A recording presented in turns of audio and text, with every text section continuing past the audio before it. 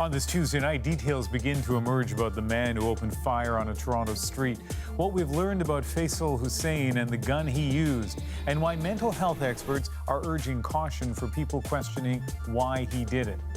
Plus, how a community starts to say goodbye to a loved one.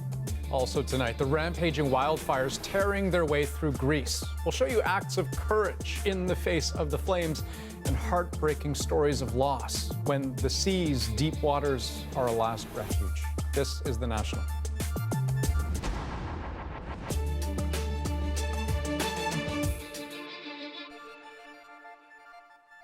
Two days after the deadly shooting in Toronto's Danforth neighborhood, the questions persist. Why and how did such a thing happen? In just a moment, we'll get to what we know so far. We want to begin tonight's program, though, not with the man who pulled the trigger, but with the news about a young girl that he targeted. Here's a picture of Julianne Kosis from Markham, Ontario, just outside Toronto. Tonight, police confirming that she is the second victim shot on Sunday night, Julianne, just 10 years old. It's been called a senseless act of violence, but for many people, it's important to try to understand at least what the motivation was. And today, police pushed forward with their investigation.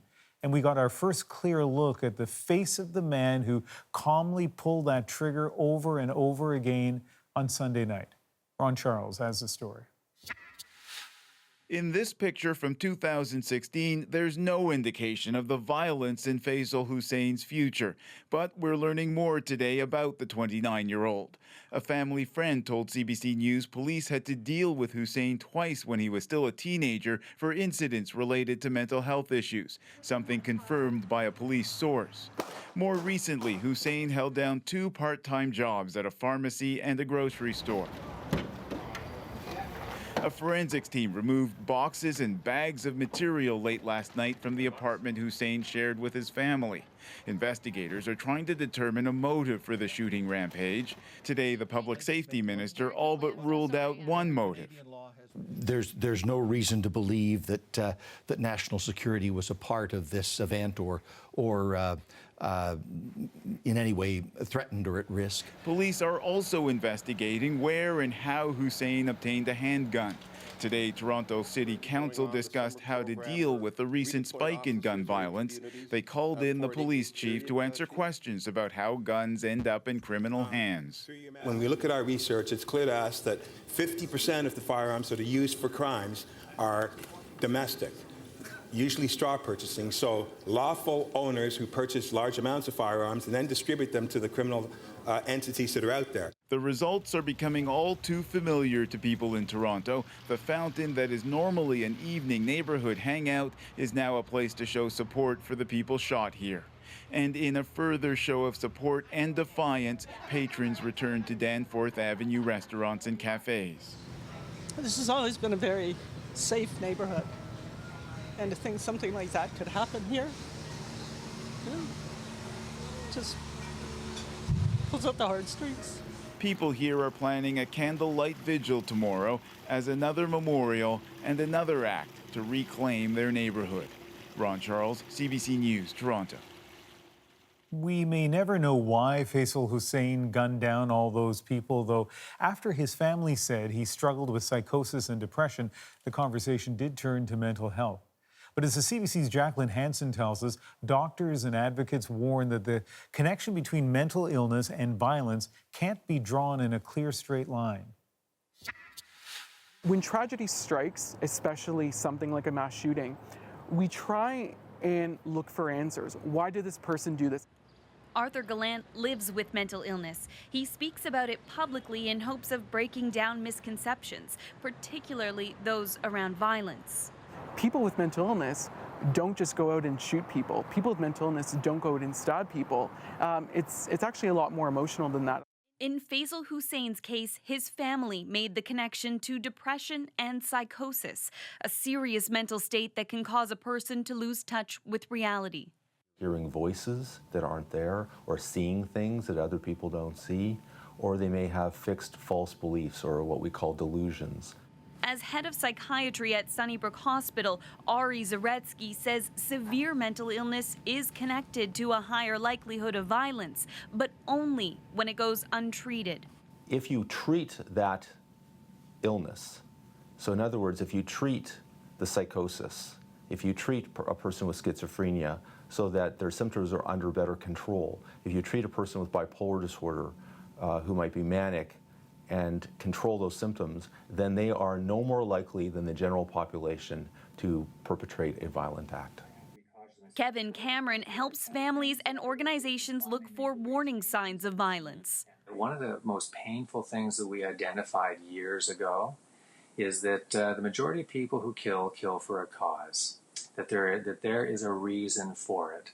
At best, and I'm talking at best, about 25% of the mass killing cases we see major mental illness was a variable, but a variable not the primary contributor to risk. Instead, Cameron says a greater risk comes when multiple factors pile up. What we do see is all these other variables, childhood trauma, family dysfunction, maybe drug and alcohol abuse, relationship issues also merging. Gallant worries that when tragedies like Sunday's are linked to mental illness, his advocacy work takes a step backwards. What I want to encourage everyone to do is keep talking. Let's drown out those voices that say people with mental illness are violent. And fight against stigma that could prevent someone else from seeking treatment they need. Jacqueline Hansen, CBC News, Toronto. And a sad note on this story to pass along now. Just minutes ago, the Toronto Police Service released the identification of the second person killed in the Danforth shooting. Julianne Kosis of Markham, Ontario, just outside Toronto, was just 10 years old.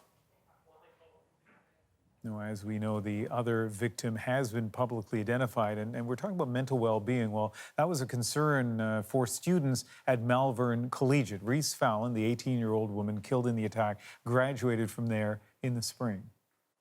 So today we've brought out 15 of our therapy dog teams. It's really incredible to see the difference that a short visit with the dog can have with somebody. It really relieves stress, it puts smiles on their faces, gives them something nice to think about, even if it's for a short period of time. Reese Fallon's former teachers remembered her incredible spirit and her ambition to help others. She was so excited to be accepted into the McMaster program for nursing. I know that her plan was to become a mental health nurse.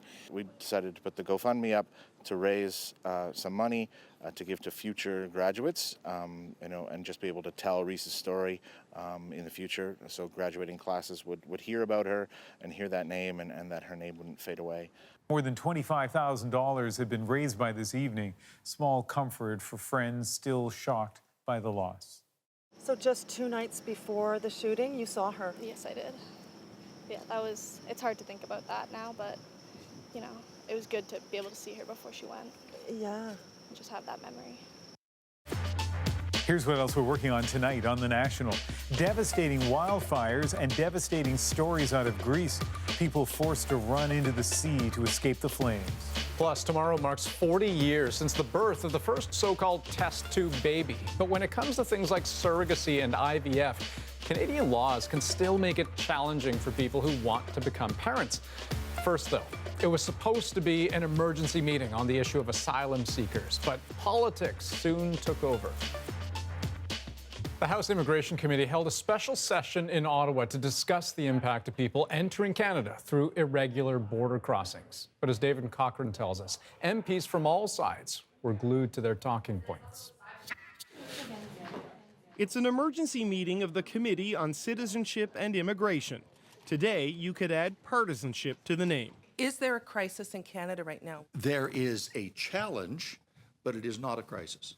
Liberal MPs toss softballs to Liberal ministers. The opposition has unfortunately been painting a picture of chaos at the border. What did you see yesterday at Laos? What I observed was the exact opposite of chaos.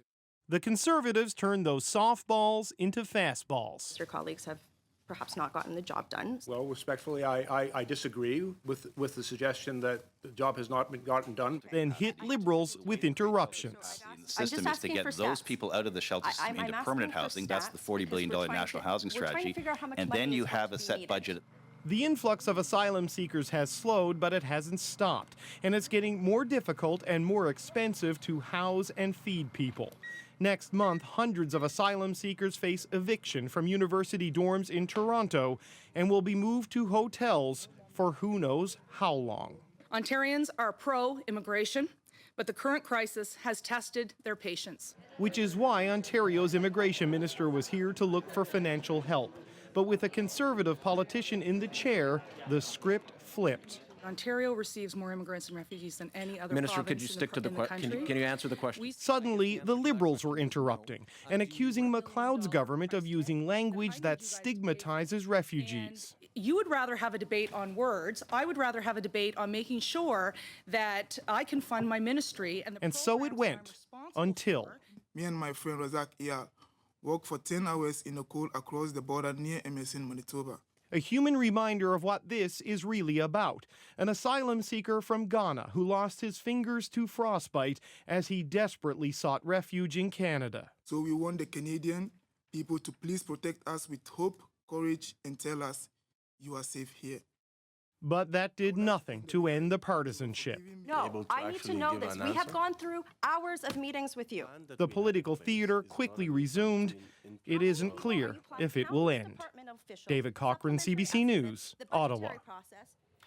David mentioned that the number of asylum seekers making irregular crossings into Canada has been dropping, and we can show you in a pretty significant way. Since January, the RCMP has intercepted more than 10,000 people coming north at irregular points, but month by month, the numbers are dropping. About 2,500 people crossed in April. That was down to 1,800 in May, and there was another drop in June to just over 1,200 people. Now, a representative for the UN High Commissioner for Refugees was at the committee meeting today in Ottawa.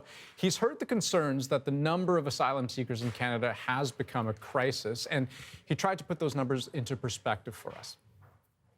The number has been decreasing a lot in Europe as well, but Germany, which is the double population of Canada, had received in 2016 700,000 to 800,000 asylum seekers compared to the 50,000 that Canada received. And it's very much in line with what this country is all about, which is about respect for human rights, inclusion, and diversity. Now, illegal border crossings involving Canada aren't a one-way affair. A growing number of Mexican migrants are using Quebec as a backdoor into the United States, arriving there legally before sneaking across the border. As Jayla Bernstein tells us, it's seen as a safer option than the southern U.S. border. Along the picturesque Vermont-Quebec border, human smugglers have been busy, ferrying people from Canada into the United States, directing them through forests and wet fields across the border. In one recent case, a group of Mexicans allegedly paid thousands of dollars each to smugglers who helped them cross. It was along this stretch of road where a U.S. Border Patrol agent pulled over a white SUV that had out-of-state license plates. Inside, there were 5 men. The driver spoke only Spanish. Everyone inside identified themselves as Mexican citizens, and none of them had any sort of U.S. immigration papers on them. And something that's interesting, according to court documents, the agent noticed that the men's pant legs were soaked all the way up to their knees. According to court documents at an American Border Patrol station, one of those arrested told an agent, "A van brought us to the border. One guy waited in the van and the other walked with us for a while. He pointed where to go. I was supposed to work in New York City in order to pay off the smuggling debt." You know, there has been a definite uptick, and we have seen increasing group sizes, very sophisticated, organized smuggling operations trying to exploit terrain and with perceived easier crossing. The number of people apprehended for entering the U.S. unlawfully this year has doubled in some states along the Quebec border, New York State, Vermont, and New Hampshire. It's not clear why Quebec is such a hotspot. It's up to 324 people so far. One factor may be that Canada ended its visa requirements for Mexican visitors in 2016. People are wanting to go to the United States, and they're using Canada as a just a bridge to get there to save time or with easier paperwork, basically. So the not needing to obtain a visa is one of the factors that has made a difference in that whole situation. U.S. and Canadian authorities say it's also possible some might see the north as easier to cross than the south. But U.S. agents warn they will continue to apply the law against anyone who enters illegally, no matter which border they cross.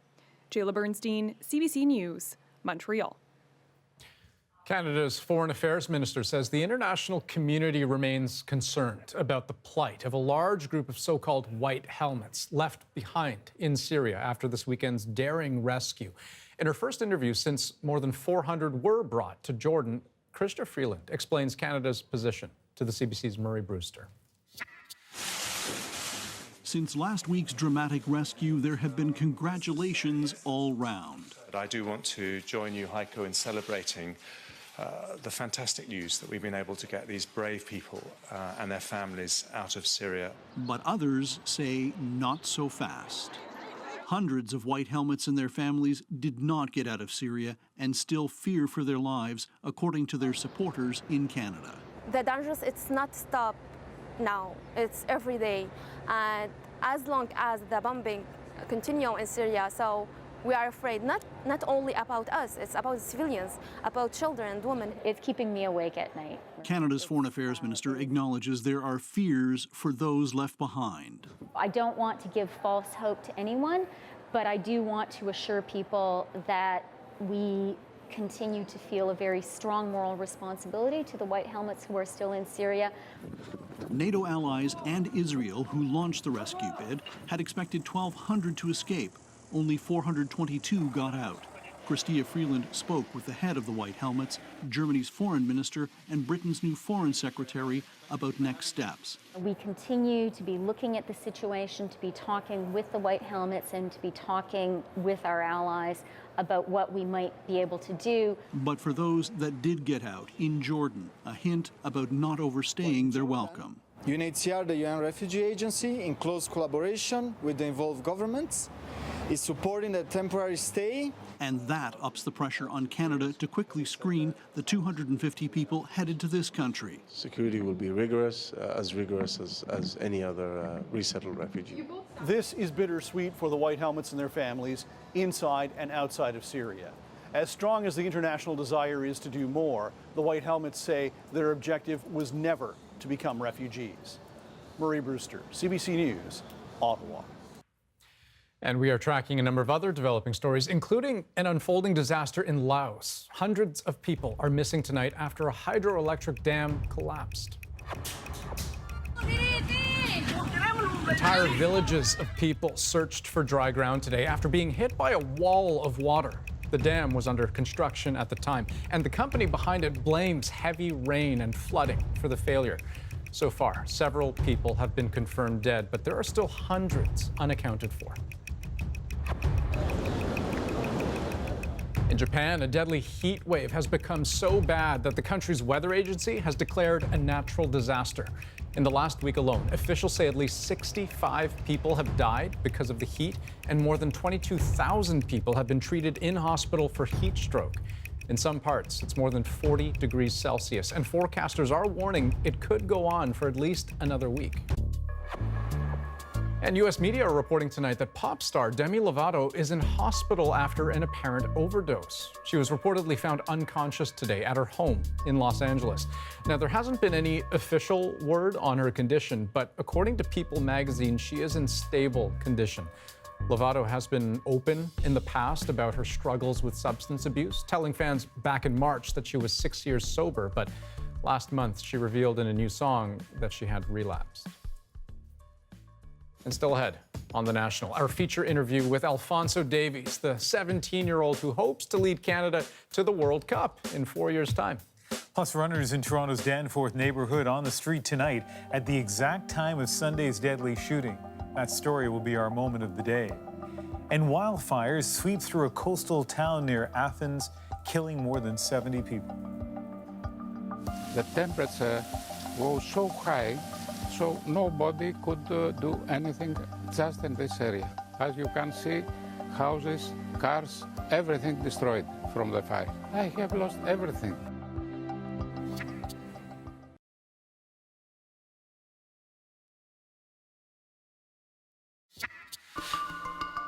Greece is officially in mourning as deadly fires continue to ravage the mainland.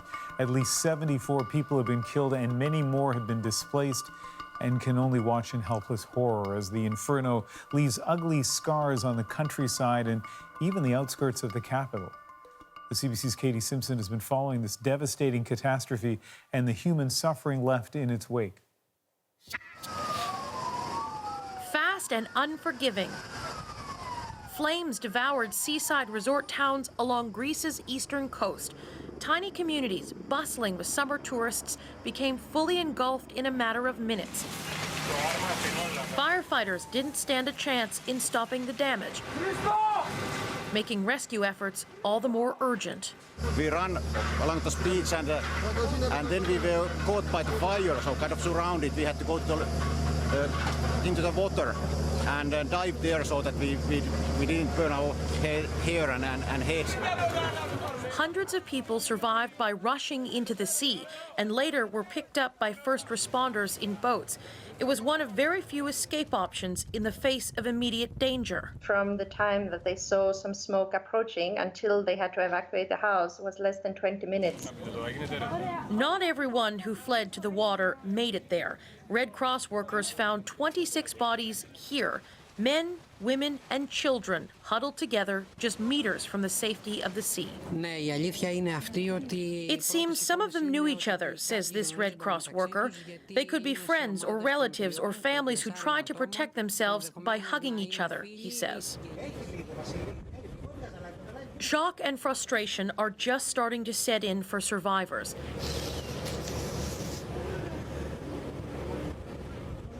Panagiotis Dagalos is searching through the ashes and rubble in the spot where he last saw his wife alive. They tried to escape by car, but when the streets filled with vehicles and the flames raced toward them, he knew it was too late. I took my baby and ran towards the sea, while my wife, I didn't know what happened. I think she burned herself here. I didn't turn my head back. Nothing. I was running towards the sea. Greece's prime minister called an emergency response meeting and is asking other European leaders for support. No one knows what started the fire, but the winds that fueled the flames have eased. Still, smoke is visible 40 kilometers away in the capital, casting an eerie shadow over the city's landmarks as the country pauses for 3 days of national mourning. Katie Simpson, CBC News, London. Still ahead on The National.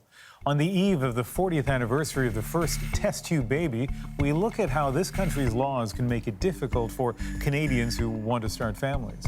Plus, Canadian soccer phenom Alfonso Davies will reportedly sign with one of the top teams in the world. He's just 17 years old, but he's trying to stay the same old guy off the pitch. 1, 2. Oh, you almost beat your record. Go. Get forward. I'm trying to keep my head level, and I'm also trying to, stay humble for my mom. She gave me the opportunity, and I don't want to be, be getting a big head.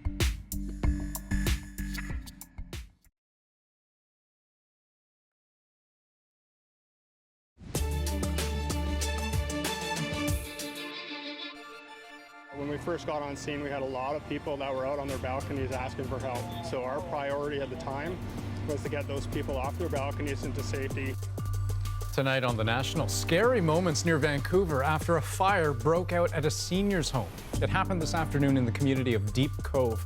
Officials believe all residents were able to get out safely, but 10 people did have to be taken to hospital to be treated for smoke inhalation. A surprise to the community. It's going to be very unsettling to the community, but we need to speak with everyone who knew her. Also, a new homicide investigation in BC to tell you about involving the death of a 7-year-old girl. Aaliyah Rosa was found dead Sunday at an apartment building southeast of Vancouver in Langley. A 36-year-old woman who was also at the home was taken to hospital for treatment. Now, police won't say how the woman and the girl were related, only that they knew each other. But they are asking anyone who may have seen Aaliyah Rosa on Sunday to get in touch with them. No one's yet been charged. An update on yesterday's arrest at the changing of the guard ceremony on Parliament Hill. Police now say they won't be pressing charges against the man for crossing a security barrier, but in a strange twist, they are pursuing charges against him for allegedly attacking a man in a separate incident the day before. For that, 24-year-old Jesse Mooney appeared in court by video link today. He's also been ordered to meet with a court psychiatrist. And Ivanka Trump has confirmed she is shutting down her clothing brand. In a statement, the U.S. president's daughter said she made the decision so she could focus on her role at the White House. Since the election, the Ivanka Trump brand has been the subject of boycotts and flagging sales. Just a few weeks ago, Hudson's Bay said it was phasing out the line due to poor performance. At birth, it came out crying its head off and in very good state. Breathing very well. It was a beautiful, normal baby. He's talking about Louise Brown, the world's first so-called test tube baby, was born 40 years ago tomorrow in a British hospital. Her arrival was hailed as a medical breakthrough, and a few months later, she appeared on the CBC quiz show Front Page Challenge with her proud parents. How do you keep that kid so happy in front of all these bright lights? She's a marvel. She's a fantastic baby. Since 1978, it's estimated 7 to 8 million IVF babies have been born. Louise herself is now a mother with 2 sons, conceived naturally. But for all of the success of in vitro fertilization, many Canadians still struggle to become parents. And the laws in this country can make some of their options especially challenging. One example, what to do with leftover embryos from former IVF patients. Christine Burak explains. This is a place where we actually store the embryos. Inside these tanks, frozen in liquid nitrogen, sit eggs that have been fertilized by sperm. Technically, they're a bunch of cells, but they have the potential of becoming a person. So this is thousands of embryos? Yeah, each one of these may have several thousand embryos inside them. After undergoing in vitro fertilization, or IVF, couples usually have embryos left over. They have to decide whether to destroy them, donate them to research, or pay for cold storage. But after 40 years of IVF procedures, There are a lot of embryos out there that just don't have anyone to claim them. some of the embryos at this clinic are more than 20 years old, and they'll never expire. But when storage payments end, things get tricky. Unclaimed embryos in the UK can be discarded after 5 years. In Canada, there are no regulations. We have a real ethical issue here that we have to decide, what do we do with those embryos that people have essentially abandoned, you know? And right now we're grappling with that. We tried for the first time and both worked. When faced with the decision to store, destroy, or donate, Tracy Michalak did something quite rare. After having twin girls, she and her husband donated their unused embryos anonymously to another couple. I remember how hard it was and how desperately you wanted that family. She was told the couple gave birth to a baby boy last fall. I just sort of feel like I've got, a genetic, part of me out there. It's not my kid, it's their kid. I just, I don't actually feel like any personal connection to this kid. I know it's biologically half me, but no, I just feel like there's a family out there we help complete. A family like the O'Connors. Run, I'm gonna get you. After struggling for several years to have a baby, the O'Connors went to the U.S. in search of donated embryos. They hope to meet the biological parents of their 3 children someday.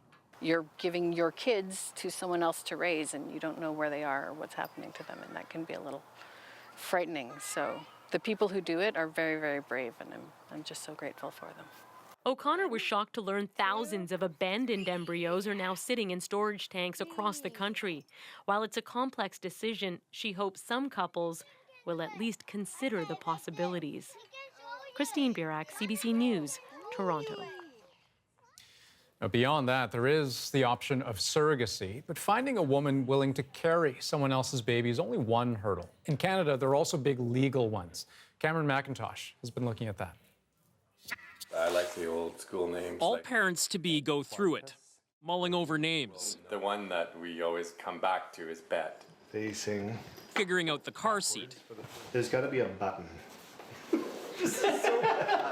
For Regina couple Corey Beaujeu and Joey Tremblay, there are also these calls. Hi. One province east to Winnipeg, where Christine English is carrying their baby. How is the fetus behaving this weekend? Kicking around lots like usual. I feel great about it. It just means that I've helped build this family. Under Canadian law, her expenses can be covered, but she can't be paid. If we bought her flowers, that would be against the law. What actually qualifies as an expense is vague, so along with the pregnancy comes a strict contract. A legal journey none of them quite expected. It would help the process better if it wasn't tied up with a lot of minutia. In Canada, only 2% of IVF procedures are to gestational surrogates, women carrying babies that aren't their own. However, advocates say demand is much higher, that Canadian law is preventing people from having families. Could you imagine finding out that you couldn't become a parent? Leah Swanberg is a two-time surrogate, now fertility consultant, who paid $60,000 in fines for matching couples and surrogates. She says uncertainty over compensation is causing a chill. Not as many surrogates are coming forward to meet the need because they are also unsure as to how they can participate safely. Liberal MP Anthony Housefather has a private member's bill that would decriminalize payment for surrogacy under a regulated system. The real goal here is to say wanting to have a child in Canada should not be criminal. That would include legalizing paying for eggs and sperm. As for creating a for-profit reproductive industry, this fertility law expert says regulations could keep that in check. I can't see a woman wanting to carry a child for 9 months, honestly, to make money. I can see that there needs to be regulation, but at the same time, not a deterrent. Meanwhile, the baby room needs to get done. We've got our eye on a crib. We want to get a decent rocker for in here. Next up, a trip to Winnipeg to go check in. So you have to imagine the surrogates are pretty special women. It's not always going to be simple, but in the end, it's an amazing experience because you're giving a baby to a family. The baby is due in October. Cameron McIntosh, CBC News, Winnipeg. Coming up, from a refugee camp to Major League Soccer, we'll revisit Ian's interview with Canadian soccer star Alfonso Davies amid reports that the 17-year-old is headed for one of Europe's elite teams. At my first MLS game, I was really nervous. Just coming on the pitch, it was against Orlando, and I was like, whoa, he's actually putting me in, and I was like shaking on when I was getting warmed up to go in the game. There's a reason that we left when you were a kid. I was born there, remember? I know what it's like. Go to Millwood and block this injunction. I've never seen anything like it. Loss of balance, no motor control. Litigation is war. Why is your firm so interested in Millwood? I hope you haven't been listening to malicious rumors. My daughter is sick. No, you do not know! No, get back, get back. It's tragic, but it's not your job to fix it.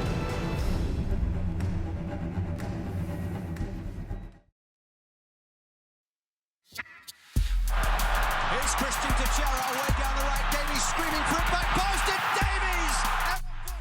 At only 17 years old, Canada's Alfonso Davies appears to be on the verge of making history in the world of Major League Soccer. After just 2 years dazzling on the field playing professionally for the Vancouver Whitecaps, there are reports tonight that Davies is headed for an elite European team, Bayern Munich, with a transfer fee that could be higher than $20 million, a record for MLS. Various media outlets have reported the deal. The Whitecaps, though, haven't made an announcement. They've told us that they won't have anything to say until Bayern makes it official. The CBC's Briar Stewart has more on a teenager who's already one of Canada's best athletes. That's Alfonso Davies. Skipping away, gets away, and unleashes a cannon! There goes the shutout! He's a soccer phenom who's been turning heads on the pitch for years. Remarkable, considering he's still just 17.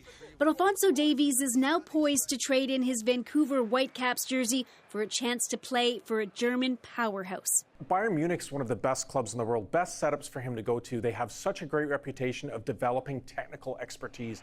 That was the club that helped develop another superior Canadian export. Calgarian Owen Hargreaves played 7 years with Bayern, helping it win 4 German league titles. Davies made his pro soccer debut with the Whitecaps when he was in grade 10, the second youngest player to ever appear in a Major League Soccer game. I threw him in as a 15-year-old, and I remember there was one fan which was behind the goal or behind my dugout that shouted at me. I didn't know what I was doing, and I smiled at the time, and I thought, be quiet. But 2 years later, if I leave him out and I give him a rest, then probably the same fan is saying, "What are you doing? You don't know what you're doing." Davies, who was born in a refugee camp in Ghana, spent his childhood in Edmonton. He got his first chance to play organized soccer in a free after-school program that was launched by Tim Adams, who's also a reporter with CBC. We play a tiny role in Alfonso's story of being the first place he put on a real football jersey and first place he had a real team to play. But outside of that, it's been him and all of his coaches and his family and friends that have supported him. The good news for Vancouver fans is that it looks like he'll be able to play the rest of the season with the Whitecaps because, get this, he isn't eligible to play for Munich until he turns 18. Is it bittersweet at all because you won't be able to see him in a Whitecaps jersey anymore? Well, yes, we're not super pleased about that, but there is no way we could literally afford him going forward. He's just that good. But still, it's a big win for fans here because when it comes to international competition like the World Cup, Davies will be able to wear a Team Canada jersey and represent a country that's looking to build a world-class team around young soccer stars like him. Briar Stewart, CBC News, Vancouver. So let's continue with this theme, because if you don't follow Major League Soccer, you may not know much more about Davies than Briar just told us. He rarely talks to the media, but I did get a chance to spend some time with him earlier this month and discovered that he is as impressive off the pitch as he is on. Here's a piece we put together earlier this month. 1, 2. Oh, you almost beat your record. Go. Get 4, get 4. He seems so ordinary, just a young man helping out at a soccer camp. Yeah. But Alfonso Davies is Canada's next great soccer star. Hey, what is it? And already his story is remarkable. What should people know about you, first of all, as a soccer player? What makes you special?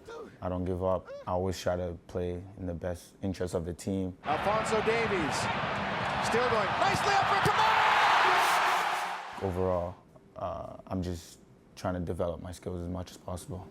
And as a person, what should people know? As a person, I'm a fun guy. I like smiling a lot. I don't really like to take things too seriously because life is too short to be frowning all the time or angry. So, I'm playing the game I love with a great team. I'm just enjoying every moment. The assistant coach was just in here, and I said, what should I know about Alfonso? And he smiled, and you know what the first thing he said was? He's a great dancer. That's right. Probably dancing.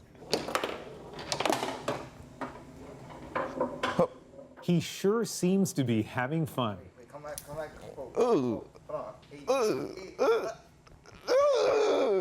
Away from the pitch, he's like any other kid, whether it's playing foosball or finishing high school. His friend, Stefan Kriegel, says one of the things he finds so remarkable about Davies is a word we heard over and over again, humility. He doesn't go around flashing any expensive things, any money like that. And he's humble just because he'll just eat out. If we want to eat something real quick, we don't have to go to a flashy restaurant or anything. He just keeps it simple, sometimes even home meals. And that's just humble to me. Davies says that humility comes from here. His roots are in war-torn Liberia. His parents fled to Ghana, where Davies was born in a refugee camp. Seeing where they come from and seeing where we are now, I think that's one of the reasons why I'm trying to keep my head level, and I'm also trying to, stay humble for my mom. She gave me the opportunity, and I don't want to be, be getting a big head and then something happened, and then she goes, "What happened?" I don't want to disappoint her. Hi, how are you? This is from a video the Whitecaps produced and includes an interview with his parents. I'm proud of him because if I look back where we came from, refugee camp, no food, no clothes, And here we are today. He have everything I need. They made a little documentary about it, me watching it back and seeing my mom, because I really haven't really seen my mom cry. I think that's the first time I've seen it. It really touched me, you know, she really believes in me, and I'm happy that she let me come here, because all I want to do is just make her proud. The Davies came to Canada when Alfonso was 5 years old, settling in Edmonton. It wasn't long before his extraordinary soccer talents turned heads. He joined the Whitecaps development program at 14. A year later, he made his MLS debut with the Whitecaps. What a moment for the teenager. Just 15 years old, he was playing Major League Soccer. In my first MLS game, I was really nervous, and I was like, whoa, he's actually putting me in? And I was like shaking. I saw my thing go up. I was looking at it. I was like, wow, I'm actually going to do this. Stepped on the field. Once I started making my passes, completing my passes, I got relaxed. Relaxed, but certainly not complacent. He's emerged as one of the team's stars and one of Canada's great players. Though there was one obstacle before he could suit up for the national team: citizenship.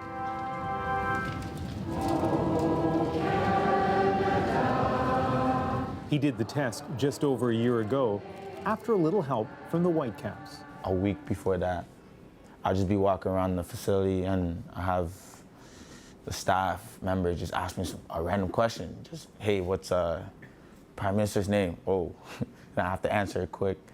And so that really helped me a lot. So when I entered the test and I was reading the question, I was like, hey, I know this.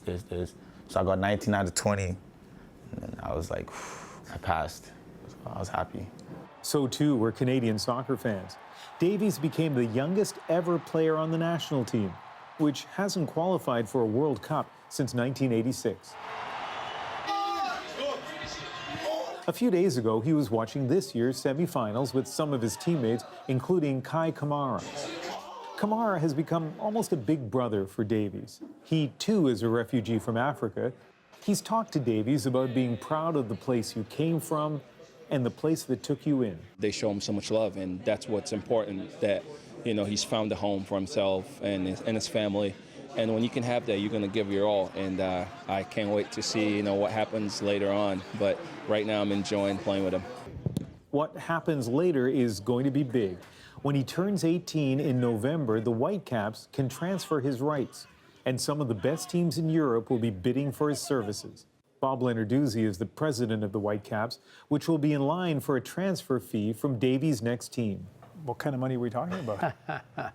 Yeah, that's something that we haven't necessarily divulged, and for us, I think it's initially we're waiting to see what the market bears, and so we're still going through that process, but it will be a significant amount of money.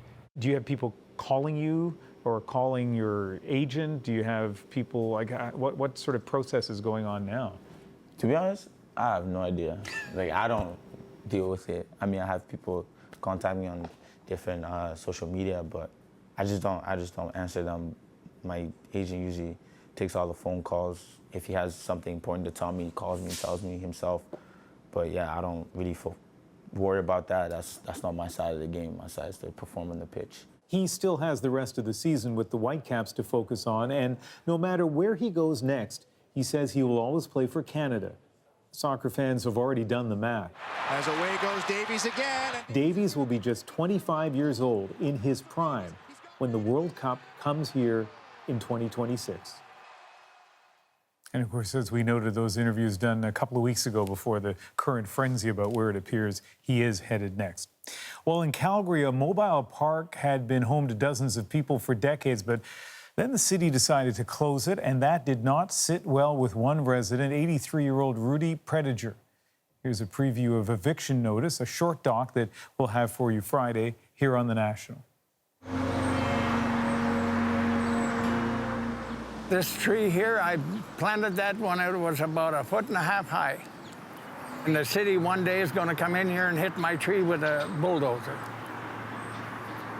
Well, and I look at the golf course, I say, you got 300-400 people living in this park, and you got 6 people on the golf course, covering about 5,000 acres. And they have no place for us. Ridiculous. I'm not telling them to remove the golf course. I'm telling them to remove themselves from our way of life. If they don't like it, don't treat us like trailer trash. If you play nice, they'll walk all over you, you know.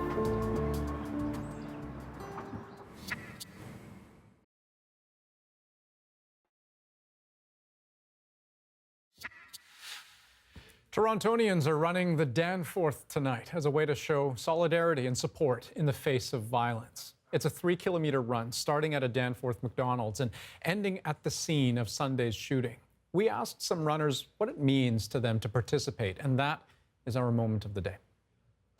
So today tonight we're gonna run as one. My name is Sarah Kiriliuk, and I'm the organizer of the Danforth Strong Run. Hi, I'm Priscilla.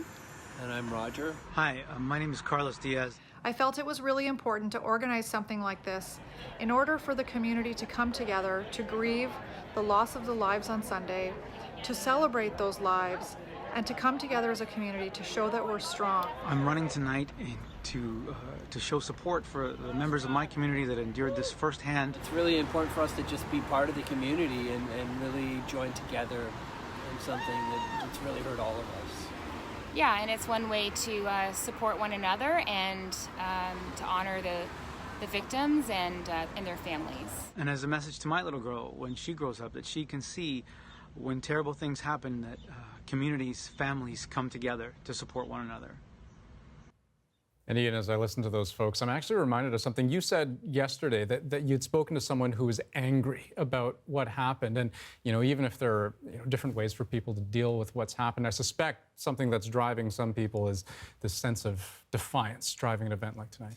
It's true. But when you listen to the words of the people that we had in the moment, we never heard the word fear. And we heard the word community, I think 3 times I counted it, and that so reflects what's happening in that neighborhood. And by the way, for people across the country, you've probably heard of the Danforth, you certainly have in the last couple of days, and heard about it described as this fantastic, multi-ethnic, although primarily Greek historically, neighborhood in Toronto. I'll tell you, visit it. When you come to Toronto, go see it. It was fantastic before Sunday, and it continues to be fantastic now. That is the National for July 24th. Good night.